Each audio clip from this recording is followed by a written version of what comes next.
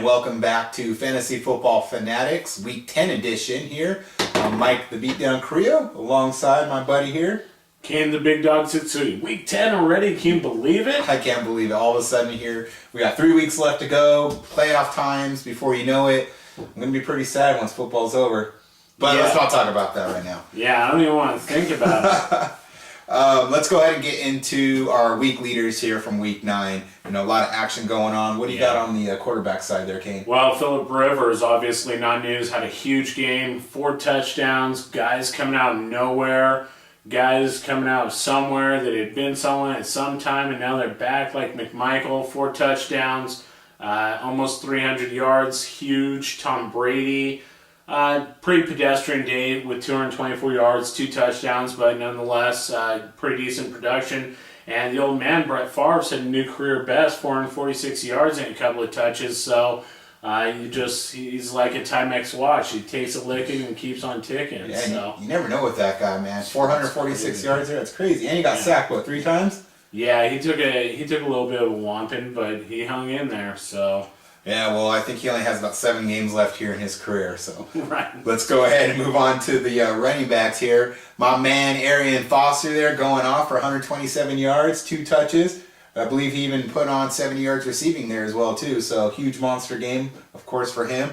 Peyton Hillis, 184 yards there, getting himself into the end zone there a couple times. You know, he did have a fumble, though, but, man, that boy's putting up some numbers, right? Yeah, he's a behemoth. He's tough to bring down. Yeah, absolutely. Then, of course, on the wide receiver end, you know, T.O.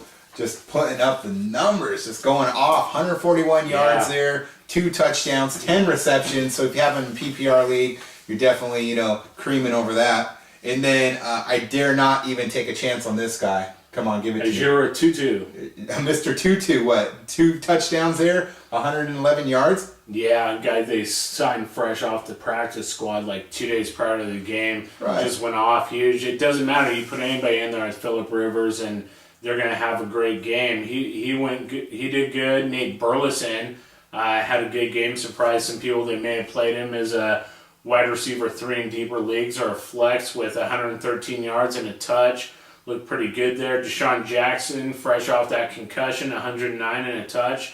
15.6 yards a catch. Can't ask for more than that. Yeah, you really can't. And then you have guys like James Jones going off there with 8 receptions, 123 yards, a touchdown. You know, he was calling for the ball, got his opportunity here this last week, put up some numbers, and, you know, definitely an opportunity, especially with a guy like Aaron Rodgers throwing to you.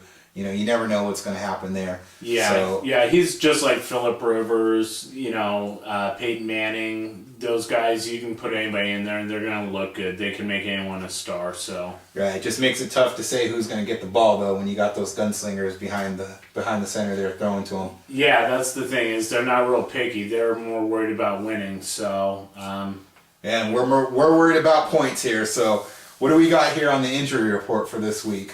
Well, Vince Young is looking shaky with that ankle. Kenny Britt is most likely out with his hammy. Seneca Wallace looks like he might be able to play, but he's probably not going to. Colt McCoy's been pretty decent. I think they're going to stick with him. Ocho Cinco's a little dinged up. Palmer's a little dinged up. They had a rough tussle with the Steelers there. Austin Collie is without a doubt out with that concussion. Jacob Tammy's looking questionable after a pretty good week last week. And then Matt Schaub's got some dinged up ribs. Percy Harvin's got the migraine thing going on again. The running back situation's a mess with Jonathan Stewart and D'Angelo Williams dinged up. So it looks like they're going with their third guy there. And Matt Stafford obviously is out. Grade 3 separation of his throwing shoulder. He looks like he's probably done for the season. Don't count on him. Get to that waiver wire and pick someone else up. And then Beanie Wells, he was active last week. He didn't play. You know, looking pretty shaky for this week. He's questionable. Steven Gostkowski was placed on the injured reserve in a kind of somewhat bizarre move by the New England Patriots. Bill Belichick, need I say more? And then, you know, and then Weldy Moore and Redmond are both dinged up with concussion. So it looks like a heavy dose of Rashard Mendenhall this week. Yeah, that's a workhorse you want to ride for sure.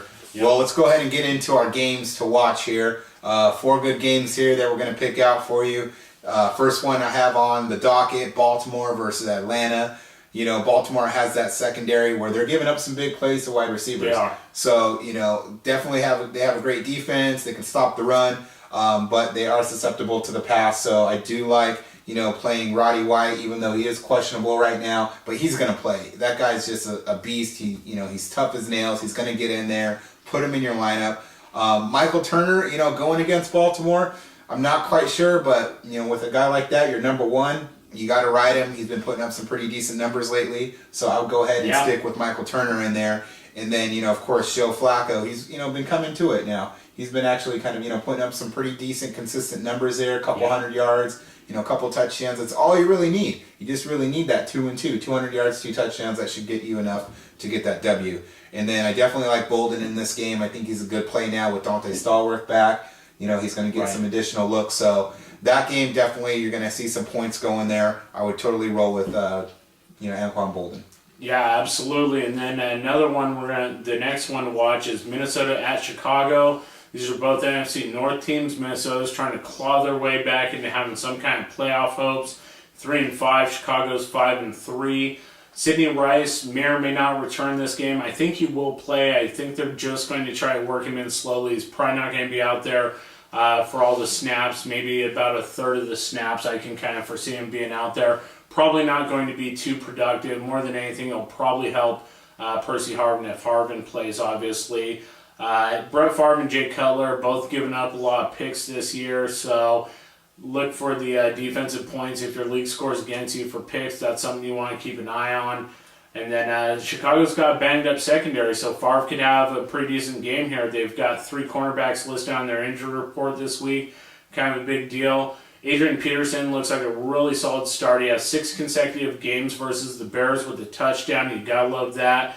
And, you know, Minnesota's 5th overall in defense, total defense, so it could be a rough day for those Chicago Bears, rather. They could give them a run for their money and put their hurt on Cutler. Yeah, I definitely think Minnesota's going to take this game. The line for Chicago, man, they suck.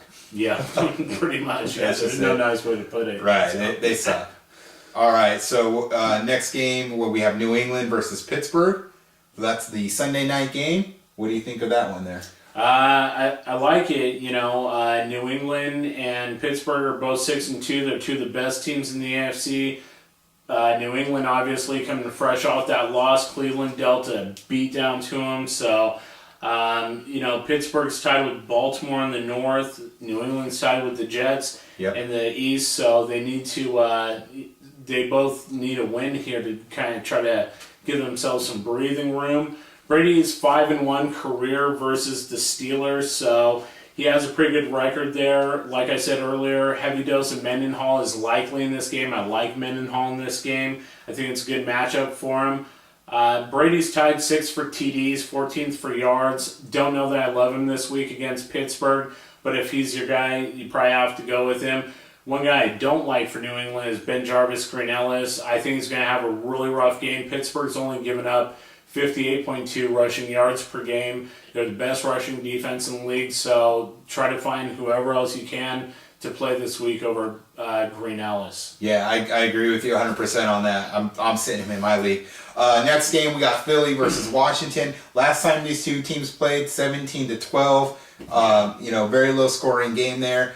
I don't really care for Ryan Terrain this week. However, he did have a touchdown last time they played. He did put up 70 yards. You know, with Portis possibly being back, taking down those 3rd down carries. I'm not really sure about Terrain. I like Vic here in this game. Last time that he played, Cobb was playing against them in this game, put up 200 yards, but now I think Vic's going to be the main guy there. Right. I see him going up against Washington, putting up some pretty decent numbers. You know, and Washington also is number 31 versus the pass. You know, they've given up 14 passing touchdowns, so I definitely like, you know, Philadelphia's players. So keep an eye on that game. You're going to probably have some good points if you have some Philadelphia Eagles there in the passing. Definitely. And we'll be back with part 2. Don't forget to join us.